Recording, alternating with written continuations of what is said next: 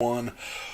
What is up, freak bitches? Welcome back to the channel, wherever you may be, however you may be watching. Thank you so much for giving us just a little bit of your time. I am so very sorry for taking last week off, but as some of you know from the video that I put up a couple weeks ago, Jennifer and I both ended up contracting the COVID-19 nonsense. The virus is no fun. I got kind of sick. I've had worse flus, to be honest, but it did really exhaust me as for some reason all my volume is up on one of my devices. Let me fix that real quick before I go too much further. But yeah, it just really wore me out, and I was really trying to get something together last minute for last Thursday, but it just wasn't working out. I didn't want to throw a shitty show out there. Jeremy and Cora were both kind of caught up in a bunch of stuff they were doing, so I just decided to go ahead and take the night off and just kind of rest up. And to be absolutely honest, it was kind of a slow entertainment news week anyway. There wasn't a whole lot of reviews to do, really. There wasn't really a whole lot to talk about, so maybe taking the week off was probably the best thing for us to do. And it worked out pretty well, I think. I'm feeling a whole lot better now, and I'll give you a little bit of an update on Jennifer later on in the show. But yeah, we're back, and there's a couple of pretty interesting things to talk about. And here to talk about me with them are my two amazing co-hosts. The first one, the Dowager Countess herself, Lady Cora. How are you tonight, ma'am? I'm pretty good. I'm excited about the fact that the guy who killed his girlfriend, there's an arrest warrant out for him, so I'm pretty happy about that. So, besides that, I had a really decent work day today. It's been fucking bullshit, busy, crazy, stuff out of my control, stressing me out for about 2 weeks, and today was the first day that it was pretty decent, so I'm feeling pretty good. Decent work days are the best work days. those are the ones that don't feel exhausting. And along for the ride with me, as always, my hetero life mate. Look at that sexy individual right there. I'm going to put him on. He looks like he's wearing like a motorcycle vest over a t-shirt, and he's ready to go for a ride on a motorcycle. Well, he's cool. He's cool as fuck. He's my hetero life mate, Jeremy. What's going on, brother? Yeah, as everyone has so promptly pointed out, I have now transcended to my fall look of a denim vest, you know, and the slick back hair just kind of comes with the territory of, you know. Well, Rachel has a very styling boyfriend. Well, I would hope so. I'm sure if you listen real close, you can. You know what? Never mind. We know what I'm talking about. I don't, but okay. That's okay.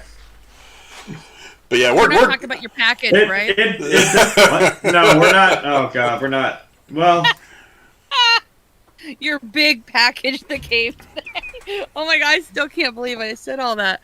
I listened to it back. I'm like, what was I doing? Well, you know. Yep. It's not all that. Sometimes all you need is a denim vest. That's life advice, guys. You're welcome. It wouldn't be one of our streams if Cora didn't find some awkward way to work and talk about Jeremy's package. Rachel's girlfriend knows I'm joking around. And we're talking about the box that his PlayStation came in when it was delivered to him recently. Go back and watch that one. Don't make her explain the joke. It loses something in the translation. It's not as fun. What's going on, everybody in chat? First one, it was Lady Cora, who's on the call with us. What's going on? Miss Rachel, of course, in here always. What am I? Did I miss something? You were talking about the vest. I went to Casey's Raw's channel, who's live, and was fucking with him and told the people watching, come to Frank's channel. He just popped in and said, come to my channel. With the link!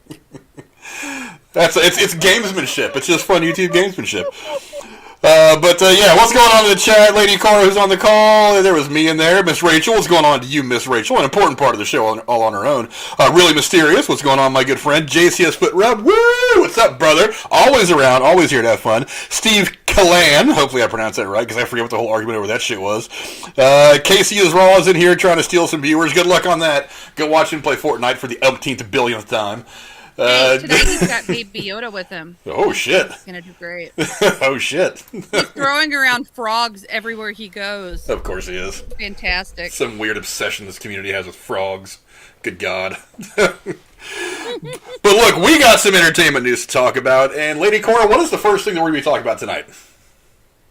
Well, we talked a while back about remakes and reboots in Hollywood. Now, news has come out that Warner Brothers is prepping a remake of Joel Schumacher's 1987 film, The Lost Boys, and has tapped Noah Jupe and Jaden Martell of A Quiet Place and It to star. The cult horror comedy starred Jason Patric, Corey Haim, and it made $32.3 million on a budget of $8.5 million, which is impressive, and it spawned 2 sequels. The original also starred a who's who of the 80s teen heartthrobs, including Kiefer Sutherland, Jamie Gertz, Alex Winter, and Corey Feldman, along Oscar nominees Diane Weist, Barnard Hughes, and Edward Herman. Jeremy, what do you think about a Lost Boys reboot? We lost old Schumacher, so I mean, it's not like he really has a say in this. I don't know. I think we've, you look back, hey, what came out like 30 years ago that was really popular? What haven't we touched yet? Oh, hey, we should do this. Whatever. You still, I mean, if in some fashion you could, I mean, Alex Winter just did Bill and Ted 3, right? And then Kiefer Sutherland's still fucking kicking. And if you integrate them into the movie somehow, I mean, whatever. That'd be cool. I don't know. Why are we rebooting everything? Money is not what it is, Frank? Well, I mean, I don't... Nostalgia? That's the whole driving force behind the remakes is nostalgia. There's a couple different ways to approach the remake. One is because you have a technology in filmmaking that's available to you that can help you tell the story in a better way. Or maybe you have a better written story, because writing now is a little bit better than what it was storytelling is different than what it was now than what it was back in the 80s. So, I mean, maybe you can look at an IP that did okay, or that is kind of has a cult following like that or something like it, and then say, okay, we're going to go ahead and we're going to take some time to write this a little bit differently, we're going to give it some more edge, we're going to modernize it, maybe we've got a way of filming now that's going to help us make this movie look a little bit better, and that doesn't bother me much. But, I mean, it's not like it's a bad movie still, it's like it still does well and it still holds up, like, you don't necessarily have to, I don't want to keep beating dead horses here, just... I don't know. If you want nostalgia, I mean, go back and, you can still enjoy the old movies, guys. Like, it's okay. If you want to introduce somebody to that, I mean, that's cool. It's like, I don't want to have some kid hear about, like, hey, did you see that Ghostbusters? I'm like, yeah. From fucking 1983? Yes, I did. I love it. Stop. I don't know. Well, look, my overall opinion on remakes hasn't changed since we did the show about remakes a couple months ago. Anything's open to be remade. Bottom line is, if they remake it and it's good, then we have another movie that we can enjoy. If they remake it and it sucks, then whatever. We can always go back to the original. So there is no movie that shouldn't be remade. That said... Gone with the Wind, I do not think should be remade. I like most people, have my list of movies that I'm like, just don't fucking touch them. And on this list of movies are things like Gone with the Wind, The Wizard of Oz, which in and of itself was probably like the second or third shot at making a movie out of that story, I understand. But things like that. And the Lost Boys is one of those movies for me, because as I was reading this article and I realized how serious Warner Brothers actually is about pushing this project forward, my reaction was, no! Don't fuck with this. I have a personal attachment to this movie, not only because it's one of the movies that I really got into when I was a teenager. They actually filmed a lot of the movie in my hometown, so we saw some of the stuff. I watched the movie. I see the landmarks, the boardwalk at the beginning of the movie. I grew up on that strip, that amusement park. I've spent $100 million there probably in my life, and I'm probably not even joking when I say that. I know people that work there. My family owned a restaurant that was like a mile from there for years. I mean, that's my hometown, so to me, that's the mosaic of what my home looked like back in the 80s when I was a teenager, and it was, my favorite part of life. So I do have kind of a weird spot for this particular movie. This movie is so big in my hometown, like one of the things they do to wrap up every summer, and I'm pretty sure they didn't do it last year, obviously, because of COVID stuff, but this year they went ahead and went back to doing it, is they put up this big inflatable screen on the beach, and they project this on like a Friday or Saturday night, and they show this movie, and it's just free. You just come sit there on the beach, bring some food, some beverages, and watch The Lost Boys. It was filmed right there where you're sitting. So that movie is a big deal in my hometown. And look, I've seen the sequels. The sequels were okay. They weren't great. They tried really hard to kind of hold on to some of the spirit of the original. They didn't quite get it. I mean, Corey Haim and Corey Feldman were. I think it was Corey Haim was in one of them. It's kind of a quick cameo at the end. It didn't really have anything. It didn't really affect the movie. Corey Feldman obviously was in, I think, all of them. That's like his biggest claim to fame. So he just kind of wrote that thing as far as it would go. Look, again, when it comes to remakes, I say remake whatever you want to remake. See if you can make it better, great, because I'll always have the original if the original is any good. But this is just one of those movies I just don't want people to fuck with. But again, it's going to come down to, I mean, the writers, I don't have my notes in front of me, I didn't bother printing them out. I mean, the writers are two younger people who are, God, I don't have my notes in front of me, I didn't print them. I'll get it for you. They're doing some writing for other movies, like more recent kind of horror movies, or maybe not horror, but the dramatic, suspenseful movies.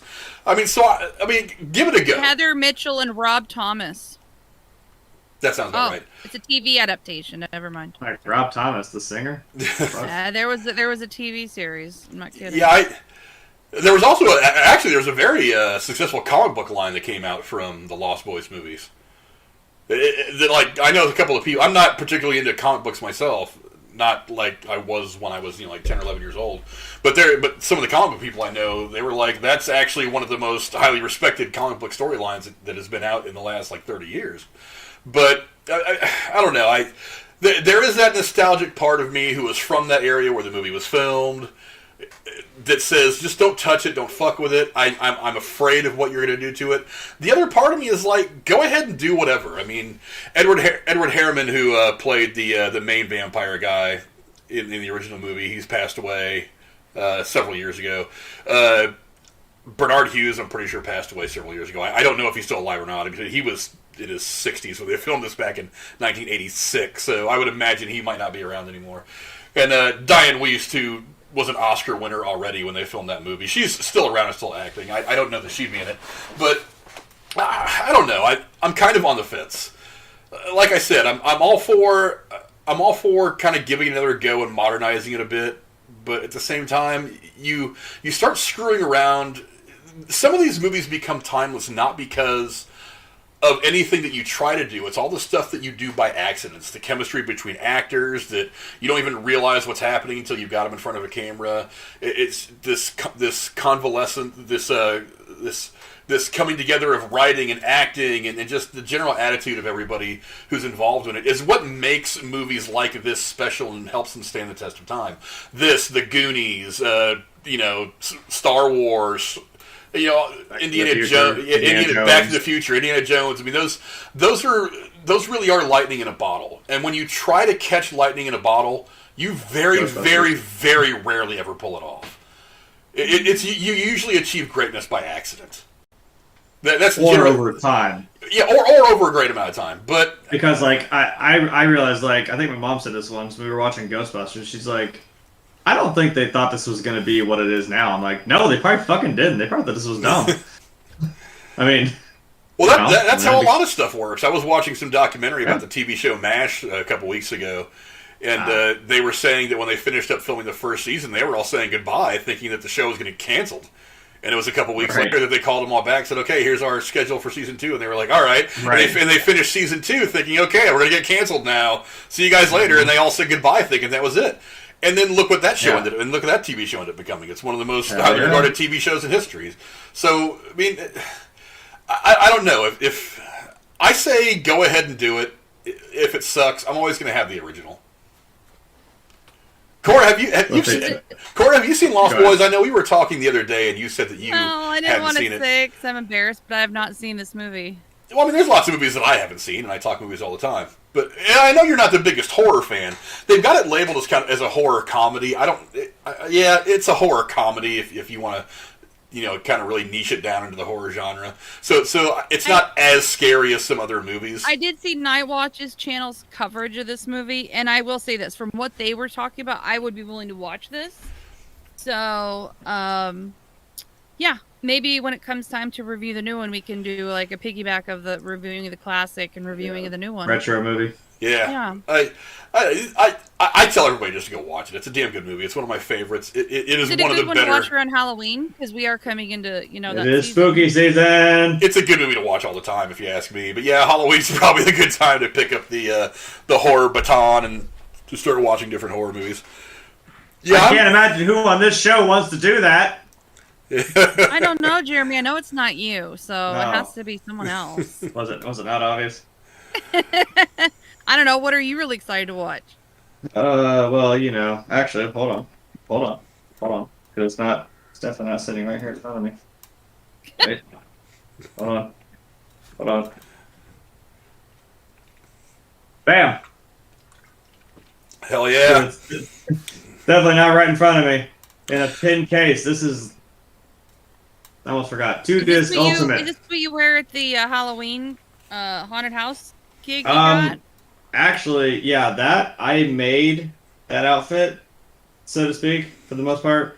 And actually, I'm not doing that. I think actually Zach took. I'm not mad. Like Zach, I think took my job, essentially, which is kind of nice. I'm actually now the, I guess, acting of all acting parts. I'm now the devil in the devil's room at the end. So That's fitting. Don't tell Rachel's I know, parents right? she's dating the devil. do what? Don't tell Rachel's parents she's dating the devil. Yeah, we're not. You're lucky they don't watch this show, but that's also yeah. Shut up. They've not gotten there yet. That's the irony. There's a million things wrong with him. They're not going to worry about him playing the devil. Yeah, no. Like I said, I'm now up on stage being the devil, just heckling people and being You have an like asshole. horns and everything. Oh yeah, and my mom actually has some of the pictures, but Are you yeah. a scary devil or a sexy devil? see, that's where the vest comes in. Not this one, but we all kind of have like a weirdish like biker look. I've got like a vest that's got like studs and spikes and shit on it. Oh. I mean, and traditionally in the devil's room, the very last night, the shirts come off, and we're running around shirtless and just being wild as shit. So Oh. I don't know. I thought either that or I could wear like a tie and a vest and be like that kind of devil. But like, yeah, I'm just kind of an asshole. That's just my thing. Cool. Well, Rachel put 3 devils in the chat, so she must approve. Oh, sure she does. The first night, actually, the makeup was she put a bunch of makeup on her hand, and it was just a handprint like on my face, and I made the rest of my face red. Wow. Yeah. Sorry for digressing, Frank. No, yeah, we went somewhere else with that, but. Yeah, ultimately. If anyone wants to come see me, then there you go. That's my advertisement for the Haunted Cave, Lewisburg. I actually should put. I'll do that tonight after we're done. I'll actually put. There's a website for it, right? I know there is. I think you told me. Yes, before. actually. I'll find the link to the revamped it. website and start putting it in the description so everybody can go check it out. Did your work finally chill out and let you get time to go do it? No. The only day off they gave me next week was Tuesday, and I'm like, absolutely fuck not.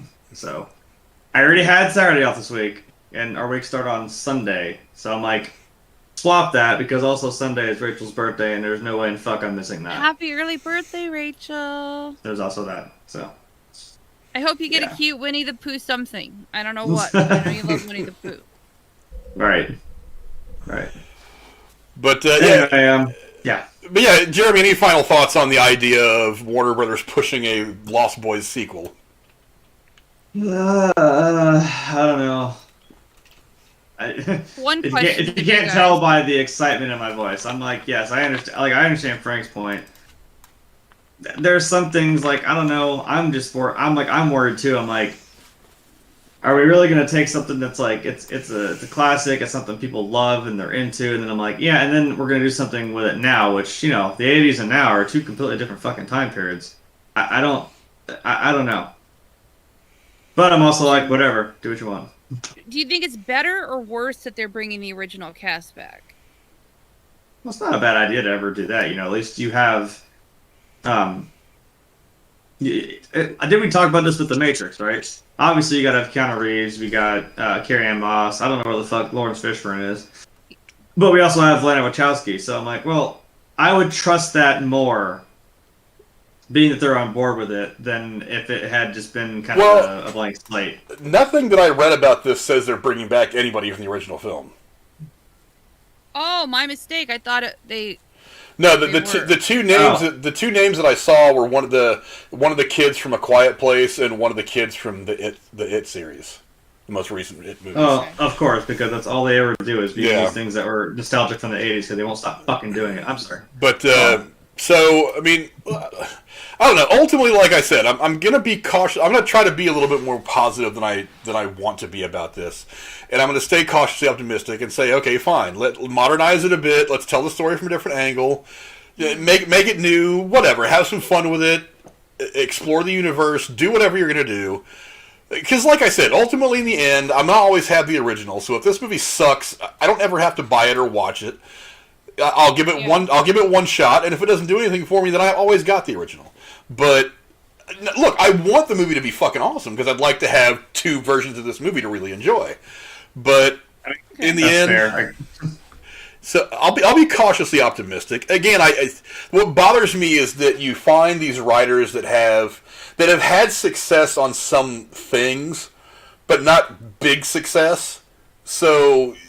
I mean, we all know that when you start something new, or you're in your field and you have some success, you still have spots where you stumble as you're growing into what you're doing. I don't want this to be the spot where they stumble and the writing is terrible and it's hard to enjoy this movie. And because, for all I know, there's going to be good acting performances by these people that they bring in. The directing's going to be good, but the story's going to suck ass. And if the story sucks ass, it's going to kind of ruin all the hard work that everybody else puts into it, and it's not going to be something that's fun to watch. So I hope that it is this confluence of people doing good work, and they give me a good film to watch. I mean, we all just told the all-female Ghostbusters movie to fuck off. So that's kind of the perfect example. Is that it's like the performances weren't bad in that movie. No, I like the individual performances of the comedians. They were funny. But there was just something about that movie that doesn't work. It's the story's clumsy, the cameos that were forced. It wasn't written particularly well. It was just hard to enjoy, and it's unfortunate because the director, not Gunn, who the hell am I thinking of? I forget who directed that Reitman? movie. No, not Reitman. It was Reitman's doing the new one. Reitman's doing the new one. Son. Yeah. No, who the hell did this one? I don't know, but I mean, right? I don't remember. No, I think it was a guy. But I mean, it's like, and like I said, the actors did a good job. And look, fucking Chris Hemsworth was funny in it too. It's like his comedic timing worked very well, but the movie just wasn't good. I don't want that to be the case for this. It's not any of the actors' fault. Like, again, I'm from the prequels generation, whatever, of Star Wars. It's not the actors' fault. It's bad writing. I know that. They're working with what they got. It's not their damn fault, okay? Oh yeah, that was all George Lucas' fault. Yeah, so like you guys realize nobody to blame for the prequels but Lucas. It's not Hayden Christensen, it's not Natalie Portman, it's not Ewan McGregor, trust me. It's George Lucas, and I hate to say about old Georgie boy, but I'm just saying, man. It's an oof. But then again, fuck 'em, we got the sequels now, so it doesn't look so bad now, does it? Well, we had one good sequel, the other two, yeah. Cora seems a really good sequel. Cora seems to be having an emoji seizure in the chat. Yeah, the Winnie the Pooh thing for Rachel. Look at it. You got a bear, honey, a tiger, an owl, a kangaroo, and a pig. Dr. Nick in here too. What's going on, Dr. Nick? He's going to be going live later on. Make sure you guys go check his shit out. I still have to fix the link to their channel in the description. I'll fix it tonight. What's their channel about? Basically what him and Brody were doing for the longest time. Just talking about whatever the hell they're talking about. I mean, they're Canadians. That's who Dr. Nick is? Yeah. I'm an asshole. I didn't put that two and two together. Well, hi. They're from Canada, so it's a lot of hockey and maple syrup going on. Oh, on their yeah, channel, I knew what it was. I just didn't know that was this Nick. Oh, boy. Hi. Rachel brought this up to me, and also my two best friends brought this up to me. It's movie related, and it's also something that's coming up if we want to say anything about it. How do we feel about this apparent new Super Mario movie coming out? Oh, I saw there was a casting thing about who the actors are. Frank made the same noise I did. I'm like, you're not gonna make it good. You're not gonna. I'm sorry. You're not gonna make it good. It's it's not gonna work. I don't know.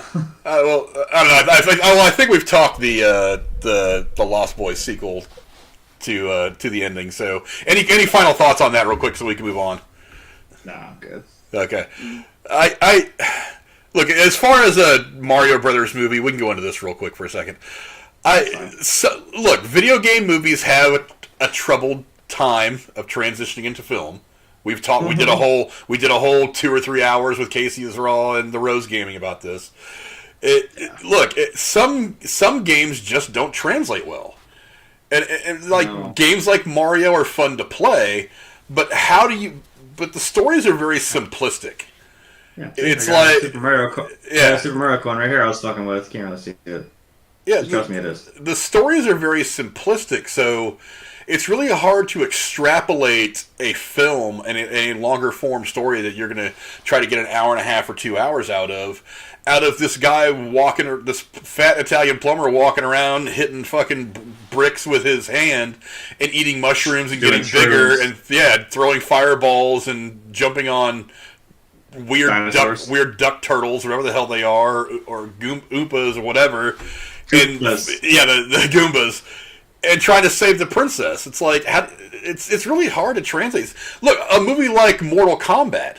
I mean, the games have they're still not great, but they still have a richer lore and a history and a deeper story that doesn't. You can do the fighting. It's not like it's not like some dude tripping on shrooms going in and out of fucking pipes riding dinosaurs and fucking stomping on turtles. You've got a tournament that's set up to where you're supposed to fight for the fucking fate of the Earth, and I'm like, that you can do. Yes, some things just have deeper stories that you can that will actually translate better on screen. Mario Brothers just doesn't. I mean, they tried it once back in the 80s. Game or just be quiet. Well, I mean, they tried it once back in the 80s, and for people of a certain age like me who remember that shit, Jeremy, you've probably seen it. That movie's the Mario movie that came out in the 80s with John Leguizamo and what's his name? That was in Bob Hoskins. That was in the 90s. Was it? It must have been early 90s then. Because that movie's god awful. 93. Was it 93? I know. Wow. Okay. It was 93. I own that movie. No, don't even. Ironically, maybe unironically, but I do own it. Yes, I have seen it. Yeah, it's not great. That movie's god awful. It is a train wreck of a movie. It just doesn't work at all. Despite the fact that you've got some star power in there too. That movie's just not good. If you want something cool, I'm like, I don't know if it really counts, but there's a fan-made series on YouTube that I used to watch all the time called Mario Warfare, and that's the joke. But it's Mario with guns, and I mean it's realistic. It's kind of out there. It's like they're very combat-oriented Call of Duty, but it's Mario.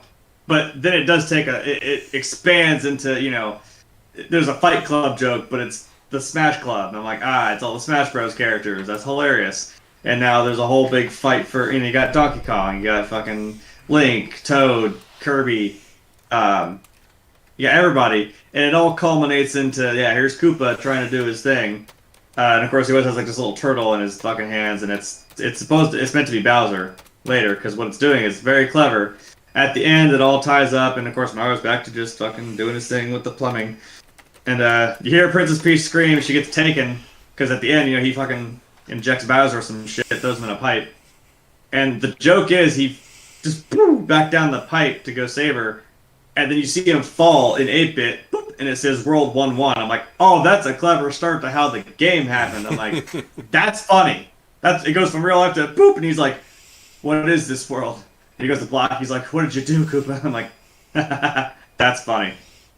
Watch that. That's well done, and it's just, it works. This, I have no idea.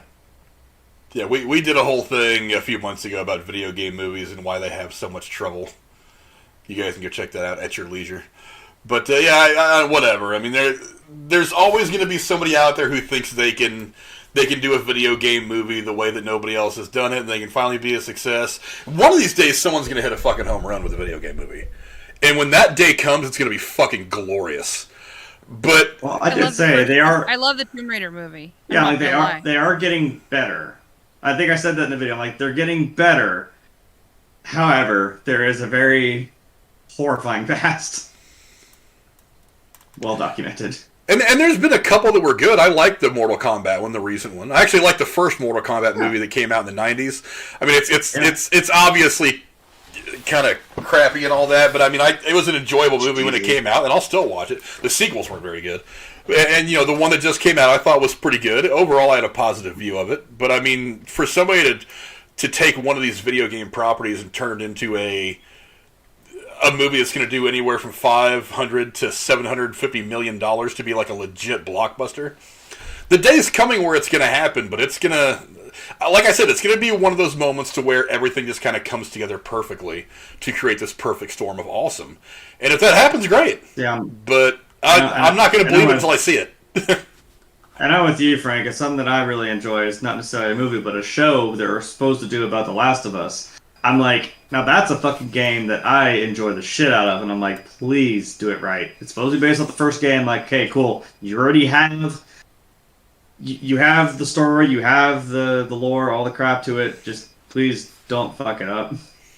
I trust Pedro Pascal, Daddy Mando, but I'm just like, please do it right. It's not a hard thing to do. It's a post-apocalyptic world. I mean, how do you fuck that up? Yeah. I don't know. Again, video game movies find a way to screw things up. So I don't know.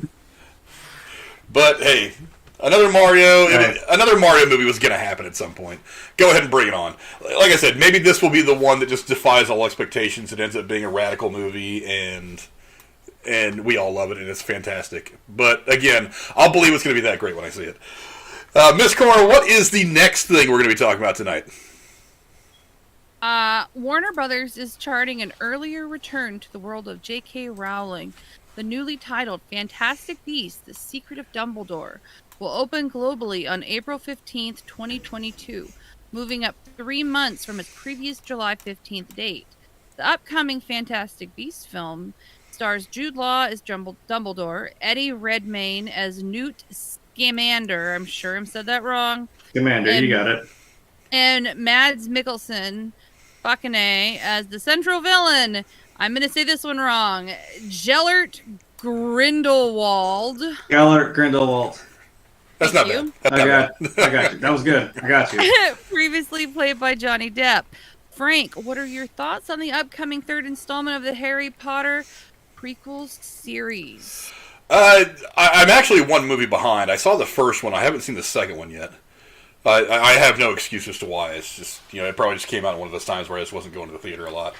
I'm into it. I mean, I know there's been a lot of people kind of criticizing this because it doesn't make the kind of money that the Harry Potter movies made when they were coming out.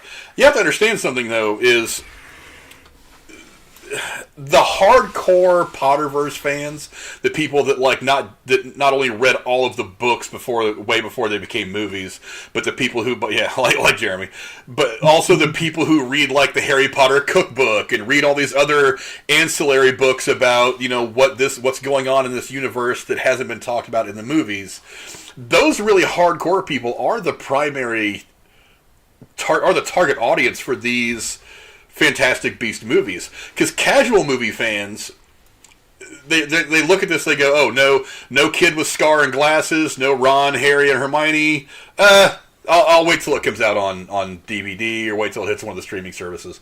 So it's the hardcore fans that are driving this, but they've done pretty well, which I'm actually really pleased about.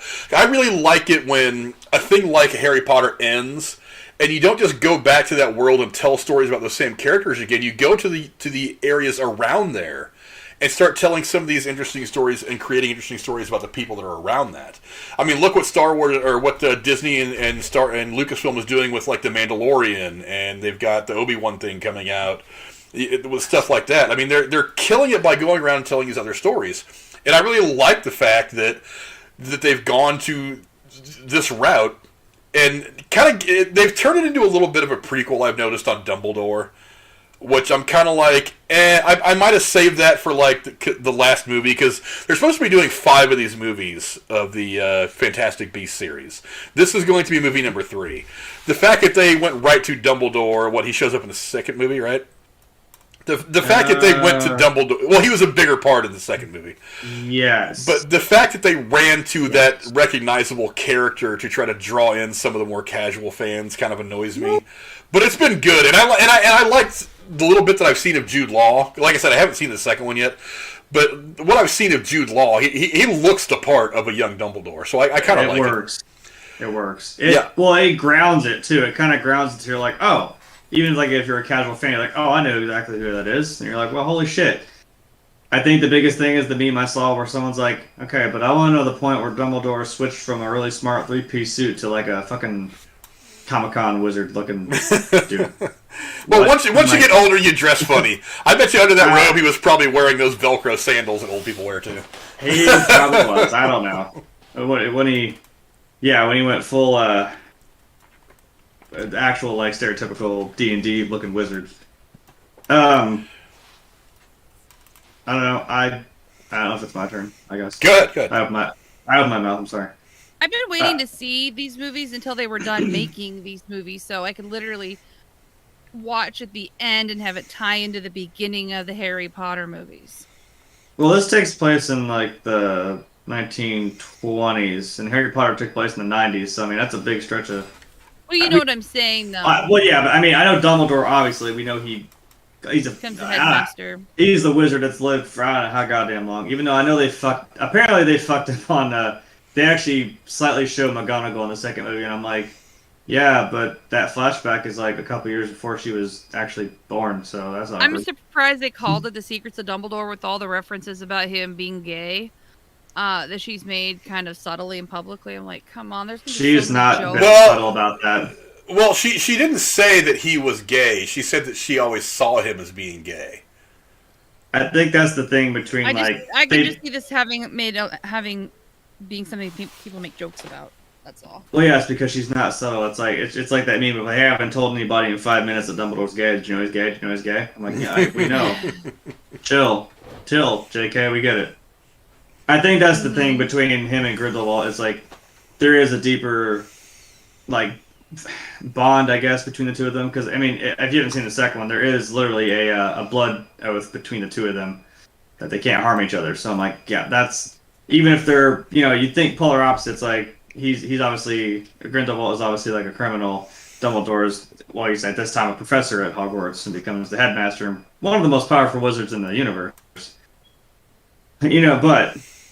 There's kind of a complicated thing between the two of them. And I'm fine with that. That's what kind of makes it, it's like, yeah, we have to deal with this guy, and he's like, yeah, but Dumbledore's like, but I can't do anything about it. But they kind of ask him, he's like, but could you? And he kind of goes like, maybe. And I'm like, oh, that's the end of the movie. But, you know what, you want to know how I feel about it? This is my tie-in. Right there. Give us Johnny back. Well, that's like the Johnny Depp thing is kind of its own thing.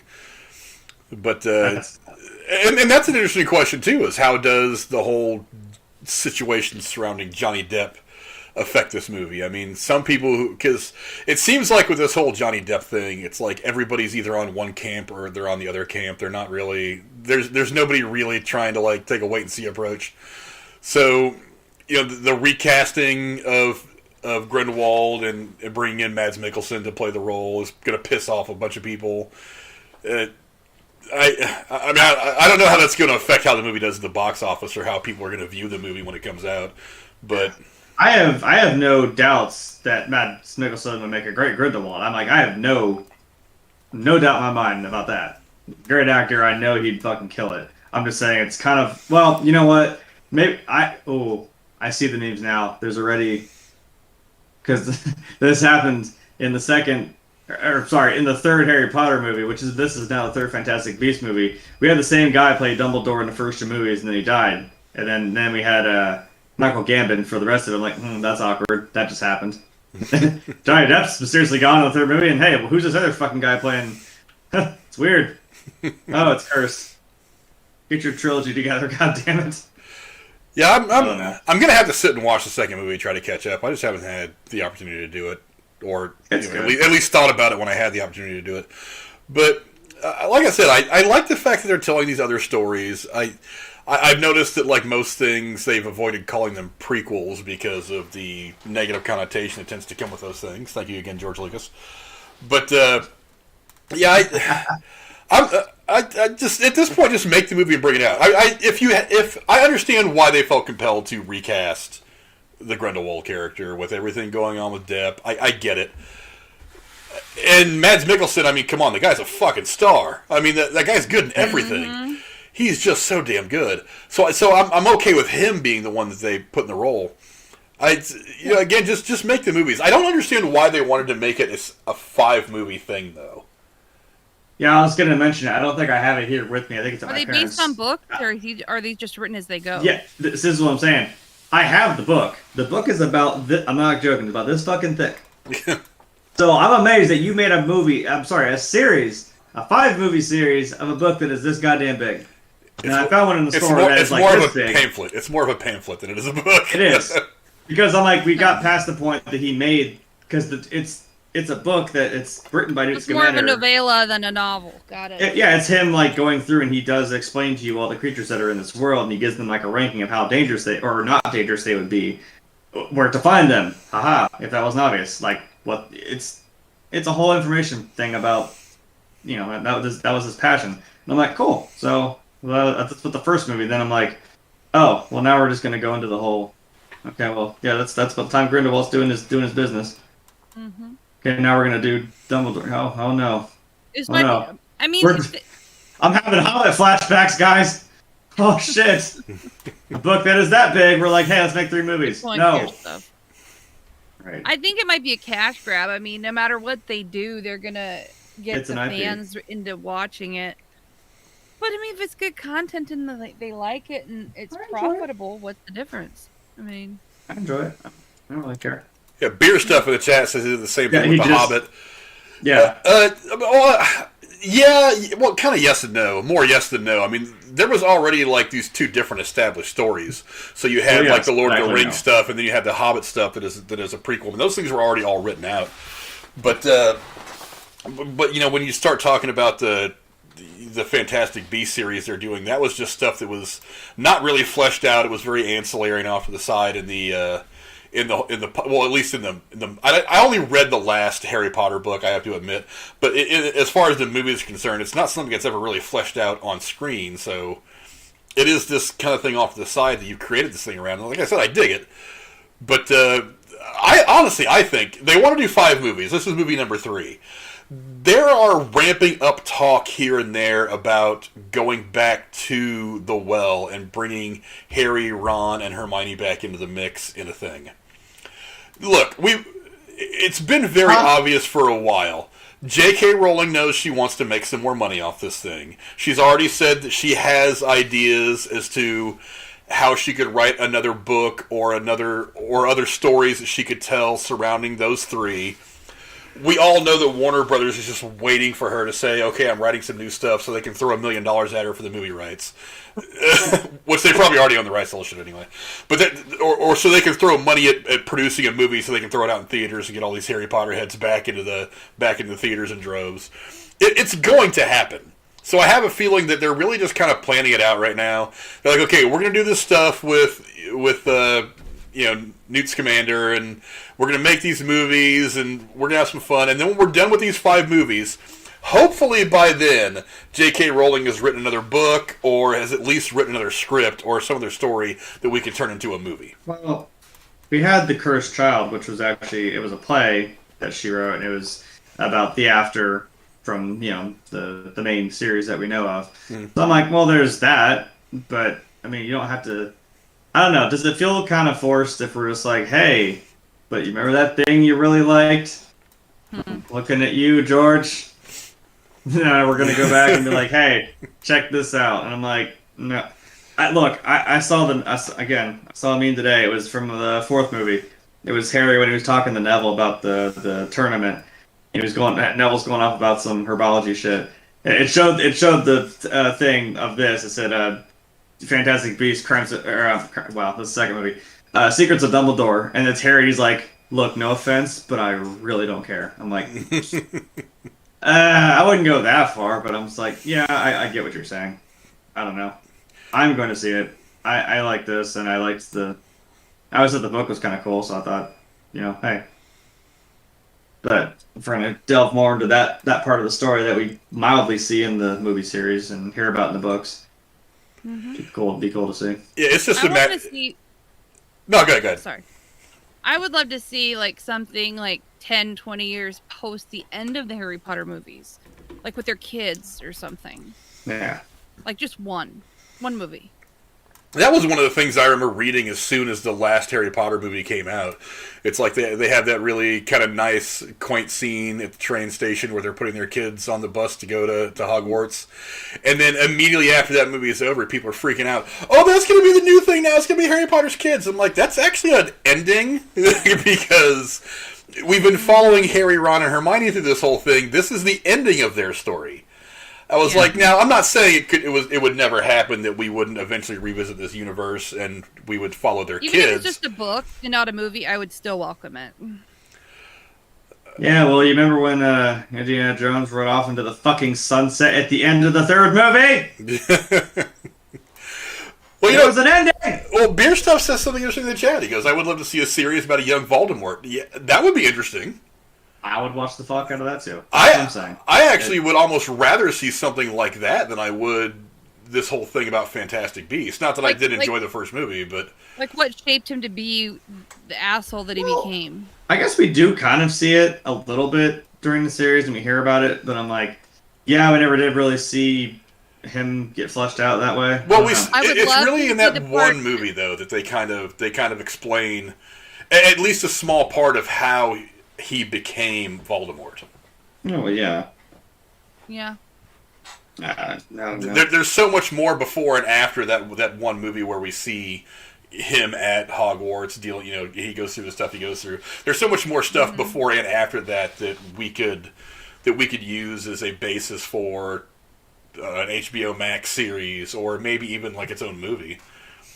I do think that'd be kind of fun. Because one of the reasons why I've softened on the Star Wars prequels over the years is because I just kind of learned to look at those as like a Darth Vader origin story. That's what it is. That's exactly what it is. Yeah, so rather than trying to look at them as some special Star Wars stuff. That wasn't how they marketed it, and I don't even think that's how they shot it. No. There's too much love story, even for me. No.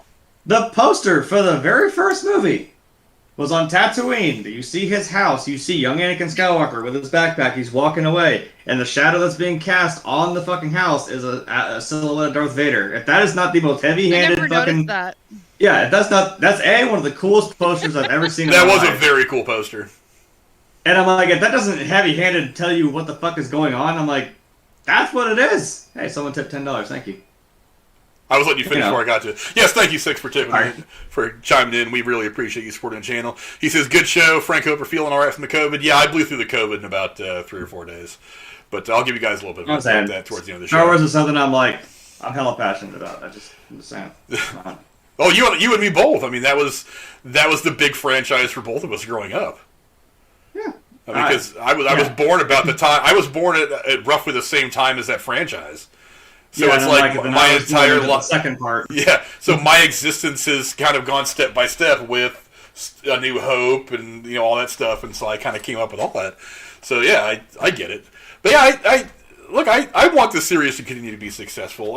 It's inevitable that there's going to be another Harry, Ron, and Hermione adventure that's going to at least come out in book form. Probably coming out in movie form as well. But, whatever. I don't know, go down and chat. What do you guys think? Have you guys been keeping up with the Fantastic Beasts series at all? Are you guys Potterheads? I actually really liked the Harry Potter series. I didn't think I was going to like it when I first went and saw it. I remember I went and saw the first movie because my brother was working at the local theater at the time. And he was just like, hey, me and my girlfriend are going to take this movie. You guys should come hang out with us. And I was like, whatever, I'll go see it. Because I got it for free. I went in with him, so I figured if the movie sucks, it didn't cost me any money. It's just a couple hours of my life I'll never get back. And I actually ended up liking it a lot. I also like how the series progressed. One of my the Goblet of Fire, when Robert Pattinson's character dies. Number 4. Yeah, when his character dies, in that scene, Cedric Diggory. Yeah, when Cedric Diggory dies, in that gut-wrenching. scene, the entire franchise changes tone. And one of the things that's really cool about it is, like, even the color palettes of the franchise changed. It's like up to that point they were actually. Turn the lights 3 off. gets dark, man, and it just fucking doesn't stop. Yeah, up to that point it was very much kind of kid stuff. But once Cedric Diggory's character gets killed, that's when they transition into much more adult themes, and you can even see the color palette of the filming with change. The director thing, because didn't J.K. Rowling not necessarily like so much the guy who did the first 2 or 3 movies? He made it a little too happy-go-lucky. Well, it's magic. It's you're 11 years old. For what it was Christopher Columbus did. I know the first one. Did he do the first 2? I did the first 2. He did at least the first 2, and there was some. Yes. Okay, some people who read the books that said the movies were a little too, polished happy. I'm siding with Christopher Columbus. I mean, because they were kids. They were young adult kids at the time. Yeah. One of the things I like about it is how the story evolves and matures with the characters. So when he gets to Hogwarts, he's, 11 or something like that? 11. 12? Yeah. And then as he gets into his teen years and then his late teen years, just look at the life of a normal person. What any of us went through from 10 to 17 is that story also follows that same track. And the only significant difference is that he is he is a wizard in a magical world, which we are not. But but story-wise, it all matures at the same rate that a person matures between the ages of 11 and 17. And if you just watch it, you're 14 years old and you just watch this dude get fucking killed. Yeah. I mean, holy shit. That is probably one of the most, gut-wrenching scenes, when he grabs the port key and comes back, and he falls back out in front of everybody. And I'm like, they don't know yet. They're all just cheering, and they see him there, and they don't realize what happened just yet. And I'm like, oh my Jesus Christ. And it just flips so fast and so hard. And his dad just, falls to his knees. I'm like, oh, no. This is... Oh, it's getting real now. Yeah, that's one of the best done scenes in that entire franchise. It hurts. We're still there, and we see them all. They have no idea. The whole audience didn't know yet, and I'm like, oh. And then we see totally not Doctor Who, totally not transforming from someone else. Ha ha ha. David Tennant. Look, I'm like, nah. Oh boy. Hey, if you guys don't think I'm a look, there's me with Neville. Can't really see, but it's bright. Oh boy, you are a Potterhead. I'm like, look at that. What's the proper phrase for Harry Potter superfans? Potterheads. Potterheads, or like he said, it's Potterheads. That's what I hear a lot of. Or you can just call us Potheads. We don't care. Yeah, no, it's he was a really nice guy. He gave me a hug. I was also I could not text anybody. I was so excited. I was like he's shaking. I could not text. I was so fucking excited. And he smelled really nice too. So. You get a boner over there, Jeremy? Hey, he's a good looking guy. So. Well. Have you seen that one meme that rolls around Facebook every now and again? It's it shows some of the guys from the Harry Potter franchise. Yeah, I'm like, he went from he went from the chubby nerd to the guy with 8-pack abs and completely cut and is way hotter than Tom Felton and Daniel Radcliffe. Hey, everybody, you remember Josh Peck? That's what happens. Yeah. One of the things I thought was cool about the Harry Potter franchise is you don't realize it until the end of the last movie. They kind of set him up to be the ultimate hero throughout the entire franchise. Because he's the one that in the end of the first movie that gets the last couple of points to help win the House Cup. He draws the sword out of the hat when no one else can. Yeah, he's the one that comes across. Gryffindor, yes. Yeah, he's the one that comes across with that weed stuff that Harry uses at one point in the in the Triwizard tournament. It seems like 4 or 5 times along the course of that franchise. It's he's the one that comes through when they need somebody the most. And that's why I thought it was really fitting that he pulls the sword out and kills Nagini the snake. Nagini. Yeah, Nagini the snake. I was like, that's so fitting that he is the hero when all else is falling apart and Harry can't do anything. That he's the one that comes through. I always thought that was that's the cool. joke. It's you think Harry's the chosen one. And I'm like, no, actually, it was supposed to either be Neville or Harry. It ended up being Harry because it would depend on who went to whose house that night when they killed their parents. Like Voldemort went to Harry's, and then Bellatrix. Shut up. I know what I meant. Bellatrix went to Neville's place. So, and tortured the shit out of his parents. Oh, don't get me started on that bitch. I really hate her. I love Helena Bonham Carter, and I love that character, but I'm like, dude, that was fucked up. I wanted Neville to be the one to take that bitch out. I mean, don't get me wrong. I love seeing Ron's mom do some work, but yeah, I wanted Neville to be the one to just slam Not my daughter, you bitch! Very reminiscent of, I think Sirius did that same thing too. Like, get away from my godson. Oh, you're gonna make me cry thinking about Sirius dying. Oh, no. Look, man. I was gonna say, make a Sirius Black series, you cowards. You won't. That'd be kind of cool. That would be sweet. Like when he chose the Black Family Tree and how he got, like, you know, he was the outcast. I'm like, I would love to see a fucking story about him. Holy shit. And we need that more of their little house elf who's such an asshole. I forget what his name is. Oh, you know what I'm talking about. Mr. Grumpy Butt. Is it Griphook? No, that's the oh my god, what was his name? Yeah. The other version of Dobby. Yeah, the other house elf. And the Black's house elf. What was his name? That guy is so creepy. He's so funny. You know, I get it. I don't know, man. What's going on with some new people popping into the chat? We got Sixes in here. He was in here earlier. Foulmouth Ken, what's going on? I hope that's actually you. Glad to have you around. I put the link to the show in his server. Oh, okay. I never know sometimes. There's so many people that try to Yeah, I know. But anyway, glad to have Foulmouth Ken around. I had fun listening to his stuff last night. And my friend Sarah. Sarah, I was just pointing her out. What's going on, Sarah? Glad you're around. Hope you enjoy what we're giving you. But yeah, I mean, go down and chat below and let us know what you guys think. Secrets of Dumbledore. Again, I am a little annoyed that they're trying to rely on the Dumbledore name to try to drive some people to the theaters, but whatever. I mean, it is cool to see this younger version of Dumbledore. Look, you get to see a lot of him in the original movies, but he does have his own past, which is, they allude to it a lot in the original franchise about, you know, some of the stuff that he had been involved in the wizarding world for the 60 years before Harry Potter comes along. So it's, I don't know, maybe I'm just being a little too sensitive about it, but it is kind of cool that we get to see the younger Dumbledore do some shit and some other stuff going on in the universe. I'm now remembering most of the shit that was in that movie. I'm like, there's a whole convoluted thing that I'm like, oh, I don't want to get into it right now. And also, you reminded me with Nagini the Snake. I'm like, hey, guess what? Nagini. The snake's in the second movie. It's gonna piss you off. Piss me off too. Just, I will say that, and if you know, you know. I'm kind of like, really? I don't know. Yeah. I'll have to sit and watch the second one tonight. Like I said, I haven't gotten around to watching the second one yet. Maybe I'll do a little double feature later tonight as I'm doing. I'm really sitting here saying it's dumb in a world that has magic and a bunch of fantastic beasts. Towel drop. But I'm like, do we get to see where Nagini meets up with Voldemort or no? Voldemort? No. But you see Nagini's I don't want to say origin, but backstory. I was kind of like, really though? That's dumb.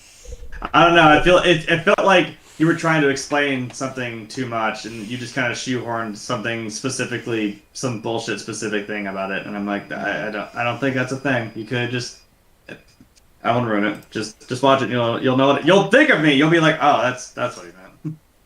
Are they on streaming services, or do you have to like buy them? I don't know. I don't know, because they did just say like all the Harry Potter movies are on HBO. I think all the Harry Potter stuff is on HBO Max, including these. Oh, good. Pretty sure. Yeah, because I know they put the 8 movies in there, but I don't know if they put Fantastic Beasts. I can check real fast.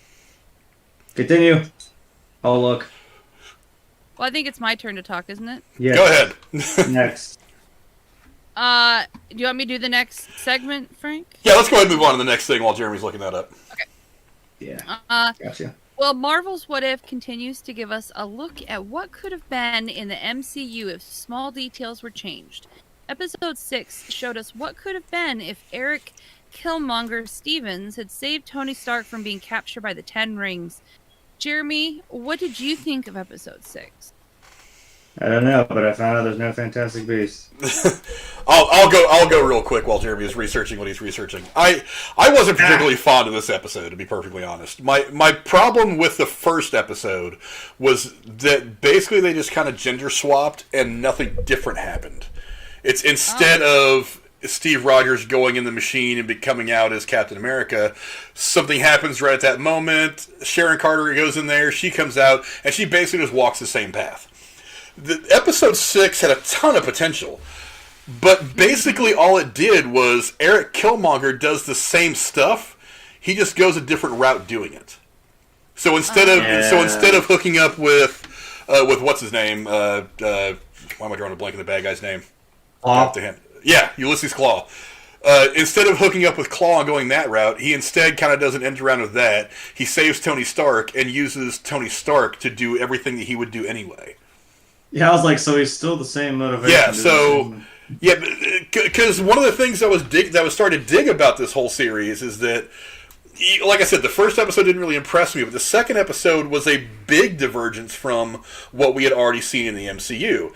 And then the third episode, again, it was a big divergence from what... Hank Pym is a serial killer who is killing the Avengers. That's a big difference from what we've seen in the MCU so far. And then the zombies thing, which was really fun. I know a lot of people kind of shit on it. I thought it was kind of fun. But then we saw the one with Doctor Strange, which was very, very dark. And if you think about it, at the end of that episode, that universe ends. That line ends. It all implodes on itself, and it's gone. That is not a happy ending. So then we get to this episode. Yeah, it's the multiverse of sadness. So then we get to this episode, and they kind of get back to that stupid formula of the first one, where it's just like everybody still does what they were going to do. They just kind of took a little bit. It just happens like 3 or 4 steps happen differently, but everything else just kind of followed the line of what we've already seen in the MCU. So that episode was kind of disappointing to me. Jeremy, what did you think of it?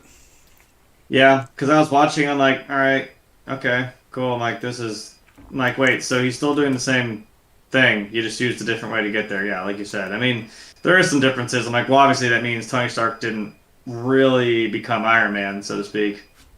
Which I guess then in turn means Obadiah didn't become the Ironmonger, I guess.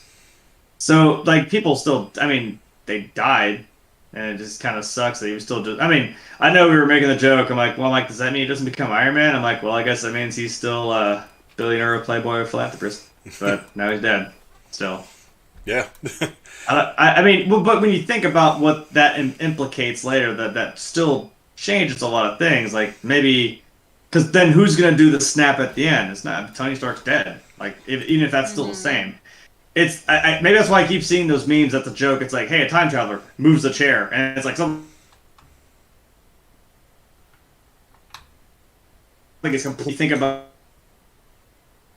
it. But no, he still killed T'Challa, which still that hurts. That made me mad. And that means Rhodey didn't become... I think he died too, didn't he? So...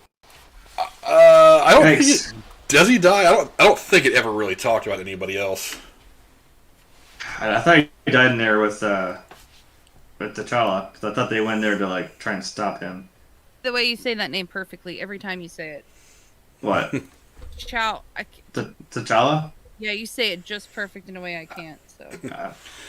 Well, there's T'Challa. Then there's his dad. Right there. His dad is T'Chaka. T'Chaka, yeah. Okay. But then again, we've seen these movies about 100 times each, so Yeah. It's probably just been beat into our psyche at this point.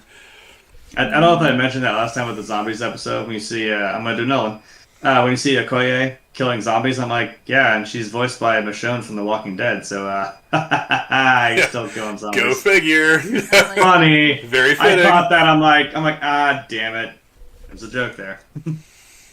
Yeah, Cora, what did you think of episode 6 of What If? I haven't caught up with it yet. Honestly, I'm hoping to get caught up by this weekend. Yeah, again, this episode, it just kind of, it doesn't change enough. It's like the one with Hank Pym being the serial killer was a radical deviation from what we know. The one, with Doctor Strange was a radical deviation. This one it wasn't a radical enough deviation. It was just, he still does what he does. His whole point is to try to get into Wakanda and take some shit over. And he just walks a different path doing it, and it wasn't really that different. I mean, yes, Tony Stark doesn't become Iron Man, and he ends up killing Tony Stark towards the end of the episode. Spoiler alert.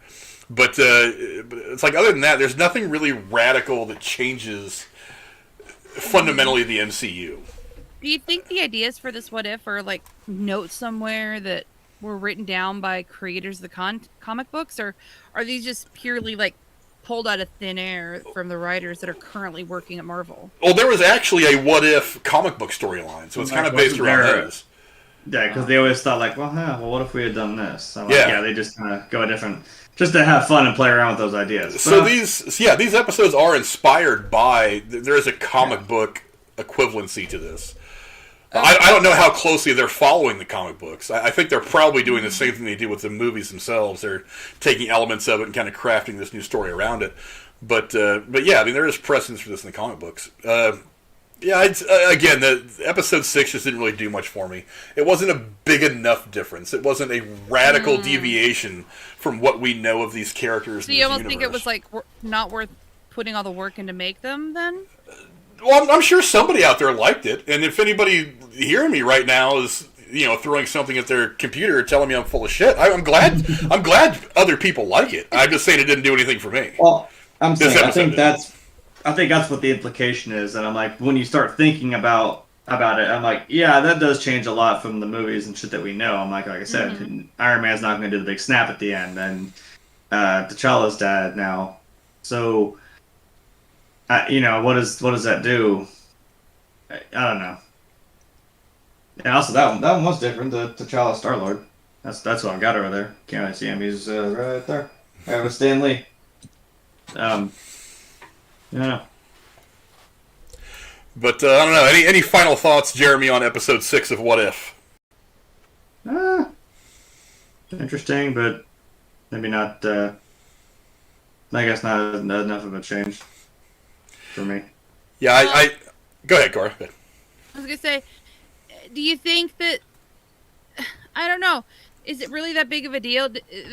I mean, I didn't watch it yet, but Tony Stark is going to be big whether he became Iron Man or not, you know what I'm saying? Just because of his position with the company and, everything he has at his, his, in his orbit, he's going to be someone big even if he doesn't become Iron Man, you know what I'm saying? Mm-hmm. That's my thought. Well, he's kind of already big. He's Tony Stark. You don't just kill off Tony Stark and not have. This isn't like a little tiny, like little kid who doesn't get bitten by a spider and becomes like some world hero. I don't know. So maybe there wasn't much room to make a lot of dramatic what if because of that, because Tony Stark was such a powerhouse of a person to begin with. That's okay if he doesn't get bit by the spider. There's plenty of other Spider-Men out there in the multiverse. Yeah, but anyway, those are some of our thoughts on episode 6 of What If. Again, a bit of a dud in my book. Some people out there like it, and that's fine. I'm glad you guys liked it. For me, it just didn't really do much. But what's the next thing we're going to talk about, Miss Cora? Well, it's in the same wheelhouse. It's episode 7, which took a different approach than the last several episodes and took a more comedic look at how the MCU could have been effective if Odin had returned Loki to the Frost Giants and raised Thor as an only child. Frank, what do you think of Party Animal Thor? I thought it was fun. I've been listening to people and like reading some things about this episode, and people are like, "This episode sucks. It's not very good." Blah blah blah. And I'm like, "It's for one, this entire series is not canon. Don't take any of these episodes seriously. None of these things are going to be reflected in the MCU moving forward. The title of the show is What If. It's like, what if this thing would have changed? How would that have affected the universe that we have come to know over the last 20-something films in 10 or 12 years? That's the whole idea of the show. Some of these are going to be very serious, like the Doctor Strange episode, like Hank Pym losing his shit and becoming a killer, that kind of thing. Some of them are just going to be goofy and fun. This was the goofy, fun one. And, we've talked about it, with all the Marvel stuff that's been out on Disney Plus. I've talked about it a couple times. Like every one of these shows, WandaVision, Falcon and Winter Soldier, Loki, they all had that kind of one episode that was not really a throwaway episode. It was just there to help you catch your breath and put the pieces in place for the final push towards the end. Maybe that's what this episode was. I mean, it didn't have to. Not everything has to be so serious. The idea of Thor coming down here and throwing a party in Vegas. Yeah. The idea of Thor bringing all his guys down here and throwing a fucking giant intergalactic party in Vegas with all these characters from around the space part of the MCU down there just hanging out and drinking and partying. Why not have some fun like that? Mm-hmm. Why not take an episode off from the seriousness and just dick around? I mean, I think it's a funny image. I'll put it back up on the screen. I think it's a funny image of Mjolnir covered in fucking booby beads from Mardi Gras and the heart underwear and the graffiti and all that shit. It's like, I think there's something comical and funny about that. It's because this whole show is supposed to be kind of palate cleansing anyway. It's just something it's just something new that we can get into and have fun with until the next big thing comes, which for us is Eternals now. It's like it started about the same time Shang-Chi came out, so it's like Shang-Chi comes out, and then we have 9 weeks of this, and then a couple weeks afterward, and then a couple weeks after this we have the Eternals, and then we're gonna watch the show the Eternals for a month or so, and then Spider-Man, and then on down the line. So yeah, it's a palate cleansing, fun kind of bullshit thing to just enjoy and just revel in until the next movie comes up. So yeah, I mean, and to top it all off, would you rather have Party Animal Thor or more Fat Thor? I enjoyed Party Animal Thor more than I enjoyed Fat Thor. Oh. Jeremy, what do you think? About the episode or my choice? Which Thor? Both. Both.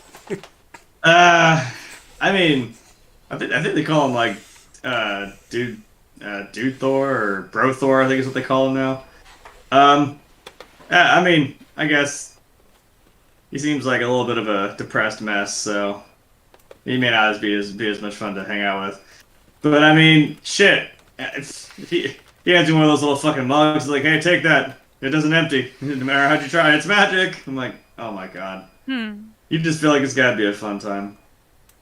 I mean, I liked it. I thought it was fun. And, it did get a little serious there. I mean, it was, they open up the little box and I see the page and I'm like, oh no, you're about to call Captain Marvel. And then I thought, oh my god, they get in a fight. Wait a minute, who would fucking... I was in it. And then when they went to the desert, I was like, "Oh my god, this turned into Dragon Ball Z, didn't it? Oh shit, they're gonna start fucking fighting." It was kind of fun to watch. Yeah. I pulled a Drew, and I put a poll in the chat. It's like, which ones do you guys prefer? Do you prefer Party Animal Thor or Fat Thor from Endgame? I'll start voting. I'll go Party Animal. I don't know. Ooh, it got split. Yeah, I think it's fun, and obviously we still get Kat Dennings being the ever wonderful Darcy. Oh yeah, so can't go wrong there. I loved her in WandaVision. Right, I'm like you can't hate Kat Dennings. I know Frank has a fucking thing for her, and I don't blame him either. Oh, I absolutely have a thing for her. There is no denying it. She got handcuffed to that Jeep in the WandaVision. Hey, you can't do this. It was like you pull that so well. She's just fantastic. And then she just rose, shit. And I'm like, well. Hey, Drew. Ballsy in the chat. Drew heard me say his name. Yeah. That's why he popped in. He's like, wait a minute, what? I said I'm going to pull a Drew and put a poll in the chat. He's like, what? My ears are burning. Somebody said my name. All right. Yeah, no, I liked it. It's kind of fun to see. And obviously, I mean, dude, how do you go wrong with Frost Giant Loki. I mean, that was fucking awesome. I'm not gonna lie, I like it. I wish I don't have it on, but I have a sweatshirt that has the President Loki button on the front. So you know where I stand. I guess I mean can we talk about the? I mean, it was all fun, and then can we talk about what the fucking shit happened at the end? My mouth hit the fucking floor. What did happen at the end? That I thought was interesting because I was like, wait a minute, how the hell did he end up with the stones? Well, we saw that. I mean, Thor's walking away. He kind of sealed the deal with Padme Amidala. Yeah. And I know I was gonna make that joke. I was. And Thor was about to. I don't know what he was gonna do. Maybe go back to Asgard, but he was leaving. And then you see these like big mechs coming through, and he's like, "What in the hell?" And you see this big like black and red Ultron looking motherfucker with the stones. The fucking mask opens up, and it's goddamn Vision. And I'm like, "Excuse me, what?" And it just ends. I'm like, "Well, of course." That's again that what if where I'm like, when you saw zombie Thanos. Zombie Thanos, yeah. I was like, God, give me that though. I want to see the what if of that.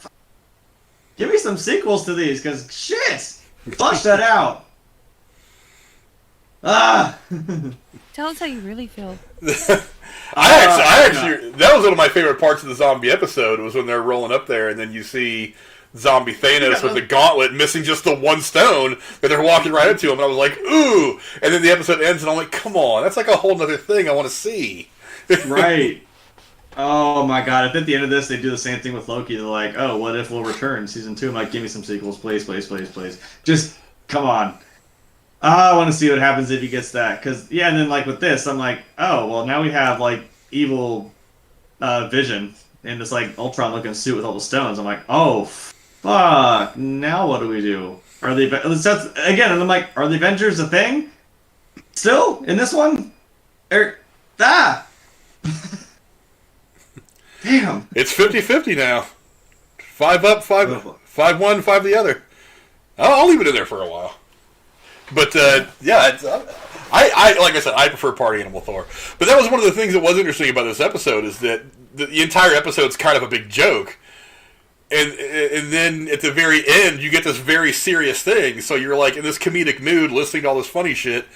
Obviously, there's the back and forth between him and his mom. She's trying not to get caught. Thor is basically a teenager who's trying to throw the big party of the year without his parents finding out while they're gone overnight on a trip. It's basically that. And then we go through this whole thing, and it's all been funny, ha-ha, whatever, and then there's this very serious thing of, what looks like Ultron stepping through this fucking portal, and then his mask opens up, and it's actually a Vision. And he's got, like, all the stones, like, on his chest, like he's some uber badass version of Vision. And you don't know if he's a good guy or a bad guy, then it's just like, credits! I was like, wait a minute, what? I need more info here. I need some explanation. I request elaboration. To quote Vision again. Yeah. Neo Vision, yeah. Such a crazy way to end that entire episode. But, I mean, his eyes were red. He didn't look like he was coming down there to... Yeah, he wasn't coming down there... Happy times. Yeah, he wasn't coming down there for a mojito. I think he was there to kick someone's ass. Yeah. I still want to... I have this daydream that whatever the Vision is that's left will end up...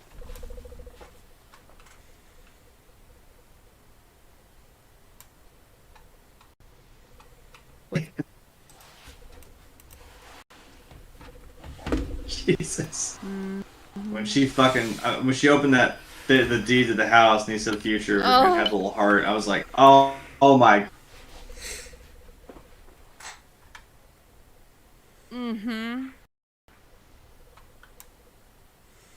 Yeah, crazy ending to that episode. Go down in the comments below, let us know what you guys think.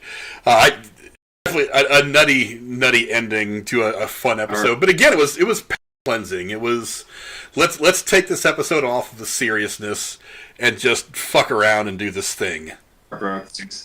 Yeah. But anyway, I think that's all. But what is love? Grief, if not love, persevering. Dude, Vision's got some great lines in after he comes in. because there's that. One of the things I really liked okay. about Age of Ultron was when he meets the last Ultron in the forest, and they have that conversation, and he's like, they're going to destroy. He's like, they're going to destroy themselves, and he goes, yeah, that's true. He goes, but a thing isn't beautiful because it lasts. So what's next? And I was like, wow, that's pretty. That's a pretty good line. Upcoming, Hear yeah, you. I don't know. Do you want? I know that around Halloween season myself, I tend to like, since I'm not much of a horror fan, I don't watch as many movies. But this year, I actually want to see that new Halloween movie. Have you seen the one before it? No, I haven't seen any of them. And Oh, right. Okay. when I don't know if it was us talking or somebody else talking about this was months ago. Okay, talking about the Halloween movie and when the trailer first came out with the fire truck scene. Mhm. I was like, holy shit, that might be actually pretty good. Oh, it was good. And so I actually think I'm gonna have to catch up and watch some of these Halloween movies. Yeah, I would recommend saying, I'm sorry, I'm like trying to walk the thing also. We may not even be on because the thing's spinning now. Oh. Do what? It's spinning now. Oh my God, you. there he is. Oh, there you are. Welcome back. I didn't realize I had left. I was letting you guys talk, and I was doing something. Yeah, I think we hiccuped there for a second. Oh. We thought you were having technical. We were just kind of rambling. I was frozen. I think I'm still frozen up there. No, I'd wanted to open a browser window because I wanted to talk about some of the October movie releases coming up, and I think when I did that, it kind of tripped everything out. But I think we're okay. Hello? Are you guys not hearing me again? Breaking up. Yeah, he's cutting out. But yeah, are there supposed to be any other good movies coming out for Halloween season, or sequels or reboots or whatever? I don't think there are, but I haven't heard about anything either. But I don't know. The only one I really knew was Halloween. And like I said, I would recommend watching the original one from '78. Maybe the sequel, because it does continue and it does kind of have, I guess, an ending. Because it's like, well, like I guess technically Michael was supposed to die, but whatever. I mean, you can get away with watching the first one and then watch this reboot, because it does just straight up 40 years later. Mm-hmm. And then now this one, so I'm that trailer, that got me. Yeah, the fire. When she's screaming, "Don't go! Let him die!" Yeah. I was like, "Oh boy." He wants this to fucking end. I mean, just the beginning of that fucking new trailer, man. When the kids are on the playground, I don't know whose mom it is. Mom comes up with a flashlight. She's like, "What are you guys doing?" He's like, "Oh, it's Halloween night." And she's like, "Who's out here with you?" And she's like, "Oh, there's just some creepy guy over there with a white mask." Turns around, this motherfucker's standing there with a knife out. I was like, "Oh, hell no." And she's like, "Run!" And turn around, he's fucking gone. I'm like, "Oh." We should try to get Nightwatch Jesus. to come in, Frank, if we review the Halloween movie. That might be good. We probably will. Collaboration. We probably will. I'm sure there's. I mean, we've got the scary season coming up here in just about a week or so. So. I was Googling what new horror movies are coming out for Halloween. It didn't really have much. I mean, well, October is probably it's the most stacked month we've had since the pandemic started. Mm-hmm. Because I've heard that Candyman movie came out already. Well, not even just the Halloween fair, the horror movies. I mean, you've got the Many Saints. This is October 1st. You've got the Many Saints of Newark, the Sopranos prequel. Then you've got Venom: Let There Be Carnage coming out the same day. That I want to see, by the way, because I like the first Venom movie. And then I just want to see Carnage. Yeah, and then October 8th is going to be that's going to be the one that Cora's going to be the most into. That's when No Time to Die finally hits theaters. Yeah, I love okay. So we were okay. Like so I'm not a Bond fan or something. So we went to the I'm the one who bit. So when we went to the theater to go watch whatever it was, the last movie we reviewed that was in the theaters. I'm blanking. Life's crazy. Anyways, so they're doing the promos, right? And in this case, we are not the only ones in the theater this time, but I didn't fucking care. And they bring up the trailer for James Bond, and I just say loud enough, "Yeah, you ever give it to us, assholes?" I probably sounded like somebody who either had dementia or, Tourette's. I'm like, better not fucking delay it again, And these people are like, "What's wrong with that lady back there?" I mean, I vented. I was a total Karen in the theater. Well, it's like with Black Widow. I'm like, is this the movie we're watching? Are you sure? Are you really sure? If I don't see that Marvel logo and it's not fucking Scarlett Johansson's sweet ass, I'm not gonna believe it. But moving on past the 8th, which the biggest release on the 8th is No Time to Die. There's a couple other ones. There's another Pokemon movie is coming out. It's an animated thing, I'm assuming. Then moving on to the 15th, you get The Last Duel. I don't know why I kind of want to see that, but I do. Sound familiar. It's got Ben Affleck and Matt Damon and a bunch of people in it. It sounds interesting. And of course, it comes out the same day as Halloween Kills, so we'll be looking at Halloween Kills too. And then obviously the 22nd of October we get Dune, which is another movie that a lot of people have been waiting to see. I'm eager to see that one too. And then it actually, even getting into November, it gets pretty big. I mean, because November 5th we have The Eternals. November 12th is that movie Belfast from the guy that did the first Thor movie. Do you know if they're releasing it on Disney Plus with the fee, or is it theaters only? Theaters only, as far as I know. I think Disney's. Good for them. I think Disney, for the most part, is done with the day and date stuff for their biggest movies. Some of the smaller movies they might do it, but I think they've kind of learned their lesson on that one. And then what am I doing? My iPad just kind of tripped out on me for a second.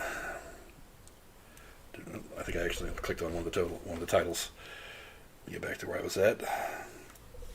And then after Eternals comes where am I at? Comes that movie Belfast from Kenneth Branagh. I really want to see that. And then the 19th we finally get Ghostbusters. King Richard comes out. That's the movie about. Am I the only one not that excited about the Ghostbusters movie? I'm excited as fuck about the Ghostbusters movie. Really? Oh yeah. Okay, well that's weird because I'm kind of in the middle.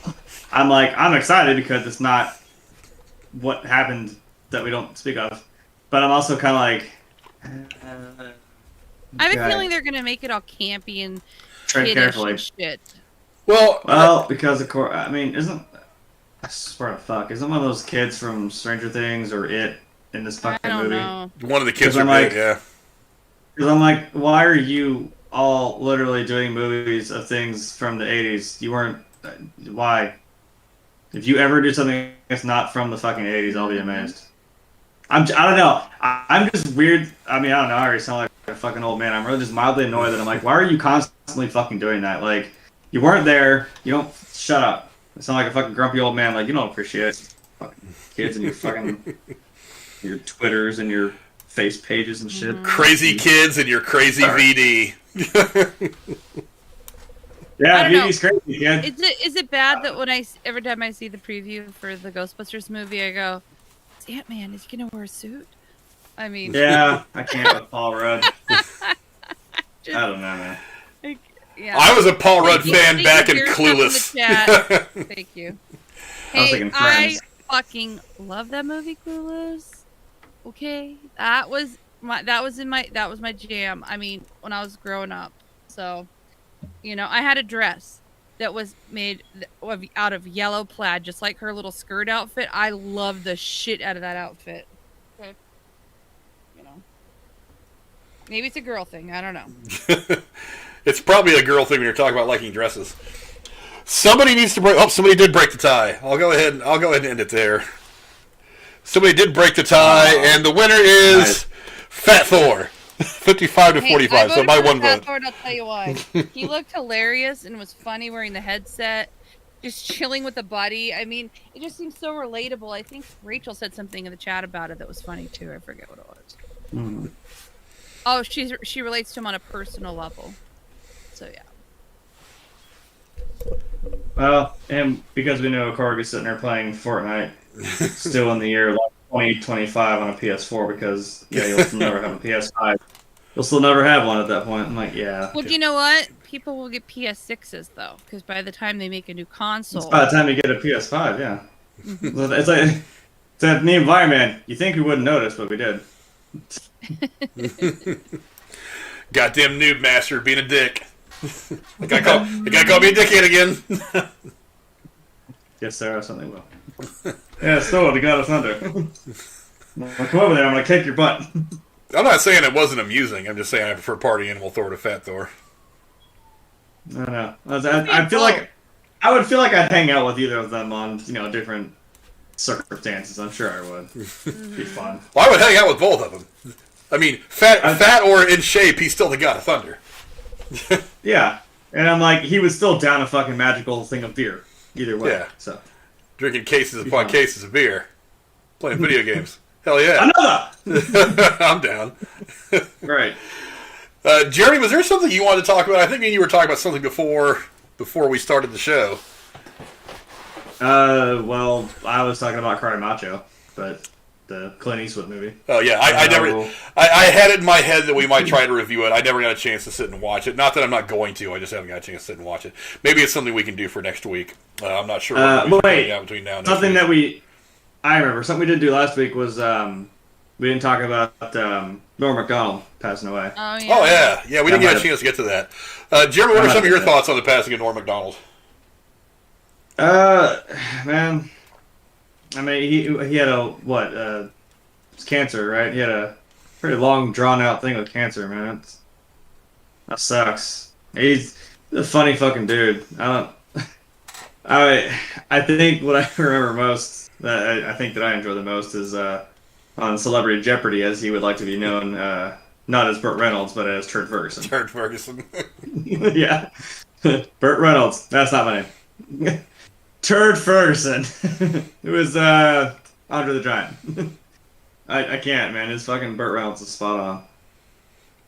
I think that's my most fond memory of him is Turd Ferguson. Yeah, one of the things I always like about Norm Macdonald is like so many comedians, they get into it wanting their own sitcom or maybe one specific gig, but it always seemed to me like Norm Macdonald was one of these guys that he was just like, I just want to go out there and tell fucking jokes.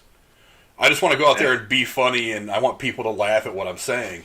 And that was just the end game for him. He didn't need to have the sitcom. I mean, he was in a couple of movies. He did that one movie, Dirty Jobs, which was really funny, where he basically just like shits on people for money that you don't like. Hey, back in what was the late '90s or something like that when it came out. You mean Dirty Work? Dirty Work. That was it. Dirty Work. Yeah.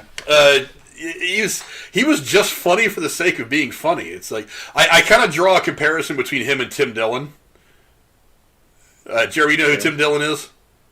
I think I know you're talking about. Look, if you're not following Tim Dillon on Twitter, follow him on Twitter. He doesn't say a word. He doesn't speak unless he thinks it's going to get a laugh. That guy is funny. It's just funnier than hell. There's an interesting story to him as well. But I mean, he is kind of like Tim Dillon. He's not nearly as brash. But his only desire is to say something that makes somebody laugh, and that was Norm Macdonald in so many ways. Even if he was doing something stupid, like he was Adam Sandler's friend in Billy Madison. Billy Madison. Yeah, doing shit like that, or whether the bartender in Deuce Bigalow, where he just so subtly says, "You're gonna give me $7 for that drink, or I'm gonna take this little plastic sword here and stick it in your pee hole." It's like, it's like that. He is just so funny. And then of course you get to the stuff like the Turd Ferguson stuff on Celebrity Jeopardy. Look, I have shit all over Saturday Night Live. Everything after like 1985, 86.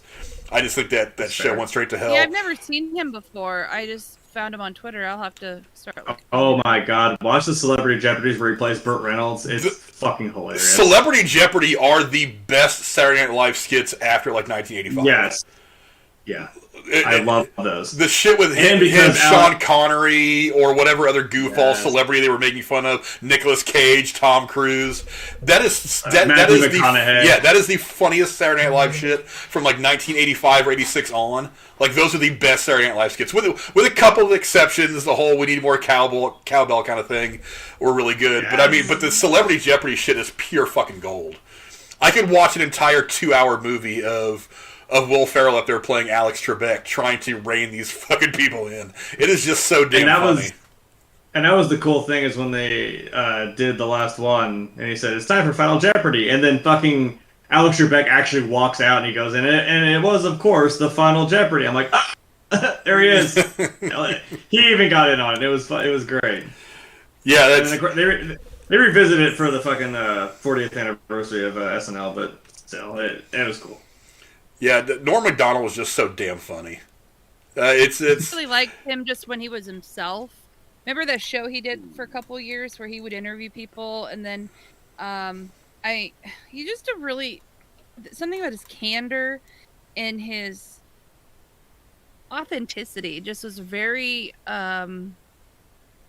he didn't give a fuck what people thought about him. He said it how it is, and so many people aren't that way, and it just was inspiring and just really great to watch. As I've heard some people, even about confidence or ego. It was just that he was fucking Norm Macdonald, and he said what he wanted to say, and he was relatable. He had friends. He wasn't a complete douche or asshole. He just was a guy who was just talented at being a successful person, not necessarily just a comedian or an actor. He just was.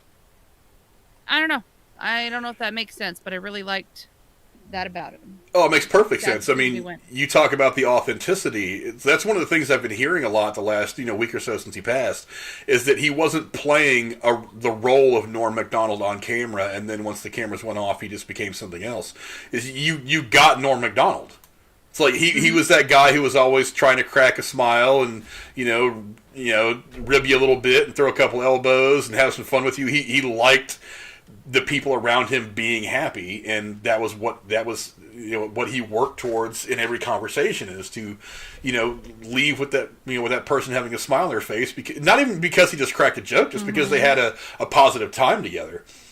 And that's what I've heard from a lot of people. And not just the people who knew him, they were trying to beef him up. It's just like other people that had met him once or twice here and there. They were just like, he had no reason to even look in my direction, but he sat there with me for a minute after a show. We had a fun little 5-10 minute conversation, and he was just really, really nice. And I showed him pictures of my kids, because that's what you do when you meet a celebrity, is you try to bring him into you do stupid shit like showing pictures of your kids, and he was just honestly like, oh yeah, that's really cute, with making little jokes about the shirt the kid was wearing and shit like that.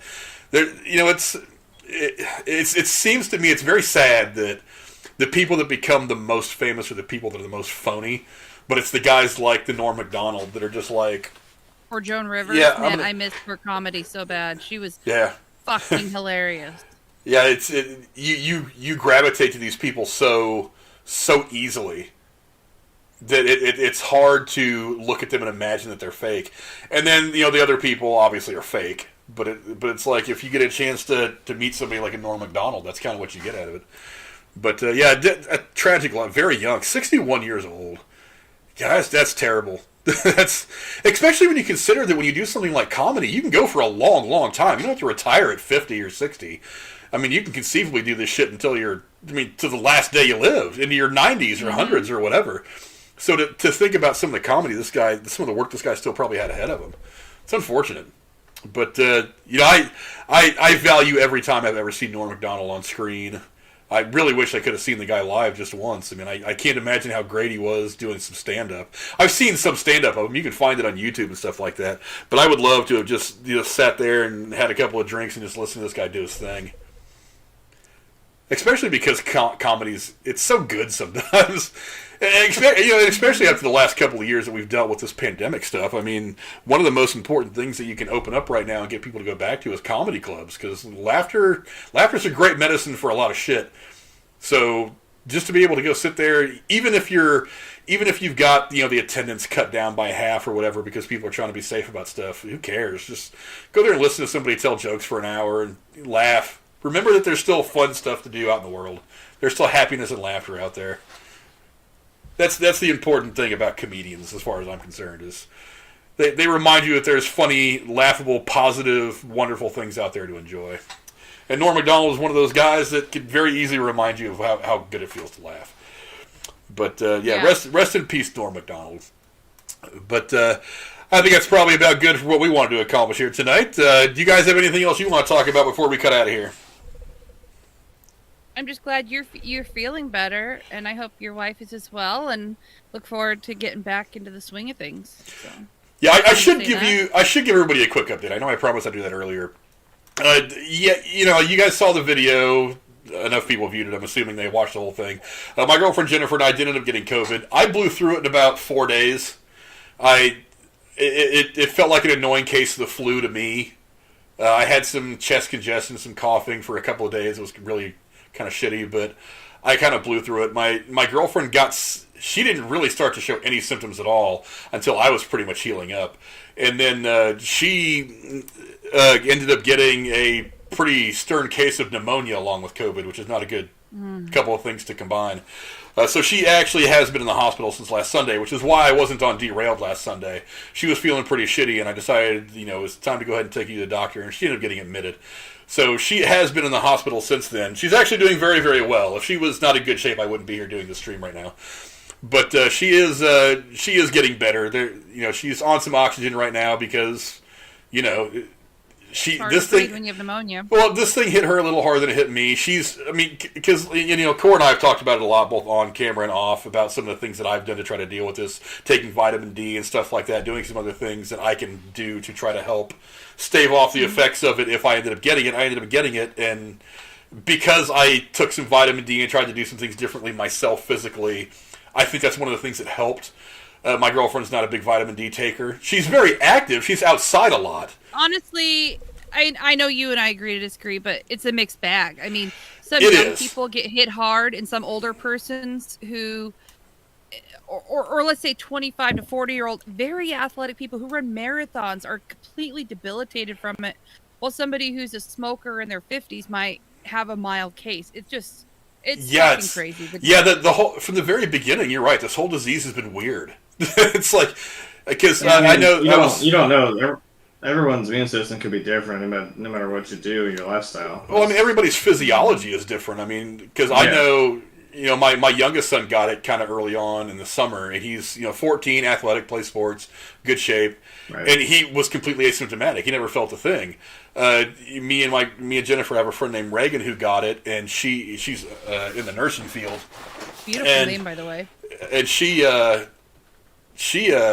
suffered flu-like symptoms, but there are other people I know that have gotten it that are, they're very overweight, very not healthy. They live off McDonald's and fast food, and they get it and they didn't feel a thing. But I know other people that jog, don't smoke, did whatever, and they got it and they ended up in the hospital near death. I mean, I'm just glad the whole thing is just so weird.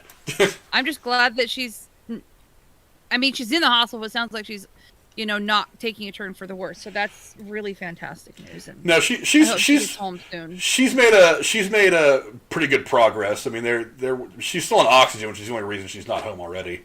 But they're saying probably by Saturday she's probably gonna be back here and done with the hospital stuff. News. They were actually talking today when I was down there with her about her exit strategy for the hospital, starting to make some arrangements to get her out of there. But it's been a bit of an adventure, not one that I've enjoyed at all, especially having to sit in the house to yourself then completely. That must be mad. Well, I've got my 17-year-old here, so so you still have to find he tested positive as well, so he's been stuck at the house too. Right. So you still have to find your cell phone charger cords. Yes. Yeah, the hardest part has been I don't mind doing laundry. I really, really hate folding laundry and hanging stuff up. It's not my thing. So it's actually pretty funny. If I could twist my camera around and show you right now, it's very hilarious to look at. Like my little love seat thing is covered in clean clothes. Half of my couch is covered in clean clothes, and my stepdaughter's bed, because my stepdaughter did not get it. She's actually been staying with her dad while this whole thing's been going on, who lives just around the corner. So you're Mr. Mom this week. Her bed is covered in our clothes, so it's like all the clothes in the house are clean. They're just not folded or put away because it's not what I do.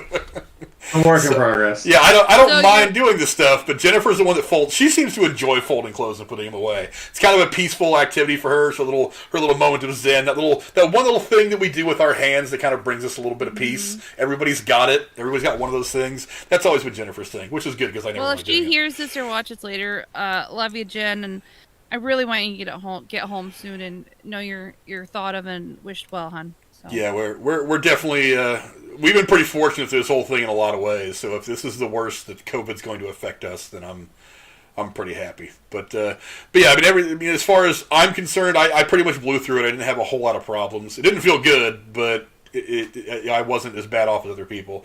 Jennifer's been kicked in the belly by it a couple of times, but she's getting better. And other than that, I mean, it's kind of sucked not being able to see some of my family because my dad just got diagnosed with a heart condition last winter. And so it's been kind of shitty to have to avoid hanging out because my parents live like a block away. So I see my parents. I see my parents pretty regularly. I mean, you go out my front door, make a right, and then make the next left, and then about a half a block down is my parents' house. So I see my parents fairly regularly. So not being able to hang out with my mom and dad, even for little things, has been kind of shitty. But it's been okay. I mean, I guess lucky in some ways. It's like we do know a lot of people that got it and beat it. So it's because like Jennifer's dad had it back in right around the first of the year. And I had COVID before we knew what COVID was in the winter, 3 months before it was. So basically, December of 2019, we went to a Vikings game in Minneapolis with another 80,000 people. I've heard a lot of people say that they think that a lot of COVID cases were going on before anybody. Well, I know very healthy people who on the West Coast, some really, like I said, hyper athletic people I know who never get sick, and we talked about it later, and they had something similar. I was down for 12 weeks. I should have gone to the hospital. I did not. I was stubborn. It was my first winter in South Dakota. I thought I was just having trouble breathing because of the dryness and the coldness compared to West Coast life.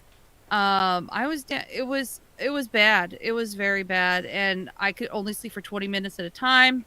Point is, I didn't know what it was. I'd never been that sick before, and 3 months later, come to find out what it is, and it turns out unrelated to our case because we didn't know all these people. Through my brother-in-law, he knew of 12 people who had gone to that game and people they knew, and none of us all were ever in a room together. All of us came back and got sick. Weird. And so one person got pneumonia so bad they were hospitalized. Everybody else had mild to as severe as my case. And this is just one, like 12 people out of 80,000. So, I don't know. I got lucky, I guess. It wasn't worse, but I just really want Jennifer to get home soon so she can put the laundry away or, so you can have a place to sit again. Yeah, well, I was visiting with her today, and I was like, after the stream tonight, I'm going to do something I rarely ever do. I'm going to hang up clothes because I'm tired of just seeing them all over the couch. I want to be able to stretch out on my couch and lay down and watch some TV like I try to do whenever I get a chance.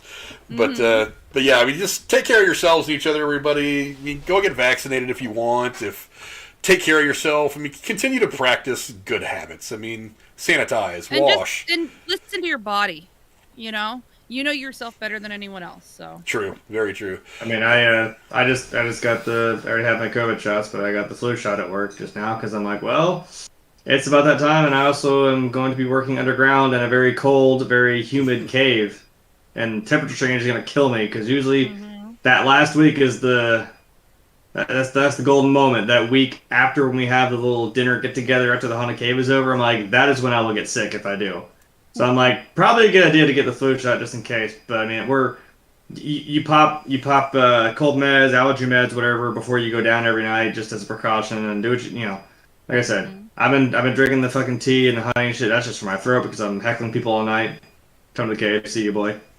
But yeah, that's same thing. Yeah, Drew in the Can I chat. plug something real quick? Yeah, go ahead. Drew. In about 30 minutes, he and I are going live to do a follow-up with the Gabby Petito, Brian fuckface stuff. Nice. I'll say his first name, but he's a complete fuckface, and I'm gonna call him a fuckface if I want to. So yeah, there's a lot of weirdness surrounding that guy. I mean, you guys can go over to the Derail podcast and check him out.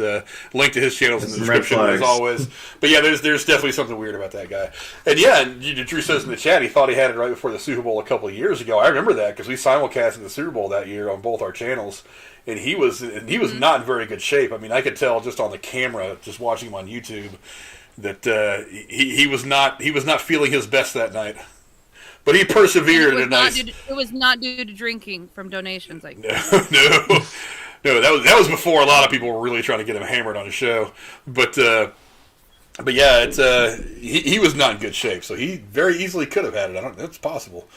But yeah, just take care of yourselves, take care of the people around you, be aware, sanitize your hands, wash.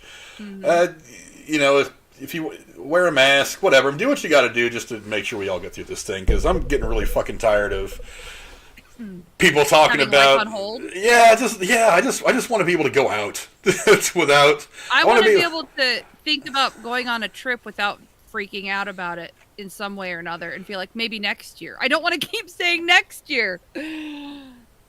Yeah, I'm in this really screwed up position right now because when all this stuff started, me and Jennifer were supposed to go to New York. Supposed to go to New York or something? Yeah, we were supposed to go to New York, and I booked the flight. I booked I booked a hotel, and I was like, all right, we're ready to go. And it was literally 2 days later that they shut New York down. But at first, I was kind of that's when they were talking about 2 weeks to stop the spread, blah, blah, blah. And I was like, well, you know, whatever. We're not leaving for like 2 months. I booked it all it was like 8 or 10 weeks ahead that I booked everything. So I was like, you know, whatever. It'll all be okay by then. And no. Here we are, almost 2 years later. On making the trip up at some point, or? Well, they just refunded my hotel. They didn't even bother calling me or emailing me. They just refunded it. I looked one day. I was like, why do I have an extra $800 in my bank account? And I looked. They actually just refunded my hotel. They were like, we're just going to refund all this shit because of whatever. The airline actually called me and they were like, well, you bought non-refundable tickets, but because of what's going on, we can either refund your ticket or we can give you travel vouchers. Now, this is where I find myself kind of fucked up because I was just like, well, we'll just push it back to next. That's what I said, is we'll just go next year. We'll go next spring instead of this spring. So I said, just give me the travel vouchers because I'm going to use them anyway. Yeah. So I got the travel vouchers, and they said, great, they're going to be good until December 31st of 2021. And I'm like, great, because we're going to go next spring anyway, so what's the big deal? And then spring came around, and there obviously still was a bunch of stuff going on, hard to travel anywhere, and then we couldn't really make up our mind as to where we wanted to go. There was a couple of different things we had planned on over the summer. Like, they didn't really work out to fly. But now it's like, I have another 2 months to use these plane tickets or I'm going to lose them. Or I'm going to lose. Do they have to be for you two, or can you transfer them? They have to be for us too, because originally what we were going to do is she was going to take her daughter and go down to Texas to visit some relatives around Christmas. And I was like, well, you guys just just use these to pay for the tickets to use them and go. But they have to be for me and her. I can't just switch mine over to her daughter. I think with travel vouchers you should be. Which is kind of shitty, but I'm like, whatever. So we may end up just kind of going to Texas at some point in December for 4 or 5 days just to use them. I don't really know, but I don't know. We'll figure all that out. But yeah, I've got to get that taken care of soon, or else I'm just going to lose $700 worth of airfare, which is not fun. But whatever. But as long as she comes home and she's feeling good, that's the most important thing. And so vacation on top of that would be just a cherry. So. Yeah, well, I don't know, it'll all work. I mean, one way or another, it'll all work itself out. I mean, indeed. I mean, even if I do end up having to eat $700 for the plane tickets, it's not like anything in my life is really going to change that drastically. So I'm still moving forward. I still have bills to pay. Still got to go to work every day. Jennifer still has to go to work every day, which is feeling up to it. Kids still have school. I still have daily responsibilities to keep me busy. So I'll be mad about it for about a month, and then I'll move on. Speaking of work, Jeremy, I hope your work lets you get the time off you need so you can do the haunted house. I know you really love it. They won't, but he basically works for Amazon Junior. It's a well, I mean, that's the thing is, you know what it is, Frank, because you've been around here. Cora's not from here, but I'm like, it's wild to actually think it's not really a chain, so to speak, of I almost said restaurants, of stores, but it's a privately owned, multi-billion-dollar a year company, and I'm like, well, not sure ain't shit seeing any of that money, but that's the thing. It's like Walmart when I describe it to people. I'm like, that's what the store is. But I'm like, but it's not Walmart. They don't have a. Yeah, there's a store like that in Oregon called Fred Meyer. It's run by Kroger's, and it's all mostly a West Coast Central thing, and love that store, but they're not that nice to their employees. But everybody loves to shop there. It's funny because the guy's name was Fred Meyer, but Kroger is the other. That's weird. Yeah, Frank knows why that's funny. I'm like, wait a minute. They're all the 1%. Damn it. I know. Where's Aaron? Where's Aaron when I need somebody to start bitching about the rich 1%? Come on, Aaron. Speaking of, we need to get him back on here sometime when he's not your disappearing act. I do, yeah. We talked about it. I talked to him the other day. Oh, good. How's he doing? He's doing good. He's just working. He's managing a restaurant up by where he lives now. So I've told him that he needs to, now that he has some kind of authority, he needs to make sure that he works his schedule in a way that he can pop on here on a regular basis. Yeah, that'd be great. I told him he needs to do that, and I'm going to go up there and slap him. Yeah. So I'm really glad that we made it tonight, and thanks for letting us join you, Frank. It was nice. Yeah, more movie news to come. Probably a review of some kind to come next Thursday. Make sure you guys come and hang out. Until then, Lady Cora, where can the folks find you on the internet? Drew's show, your show, or nowhere else, pretty much. You can find her in the chat of a couple of their shows too. Just look around the community, and you will find Cora somewhere. My hetero life mate Jeremy, where can the folks find you on the internet? You can find me in my hooded vest on. You gotta show us the hood now. It's up. You can't. Okay. It's up. On Twitter, on Twitch, and yeah, I'm on this show. So that's my spread. I actually finally got part of the outfit, the thing I needed. So, and I actually ordered a mug. That might sound stupid, but there's a reason behind it. You look like that guy in Star Wars, one of the early episodes, the one with the red and black face with that hood up. Darth Maul. Yeah. I was gonna say you should see me in the Haunted Cave. I looked like Darth Maul, basically.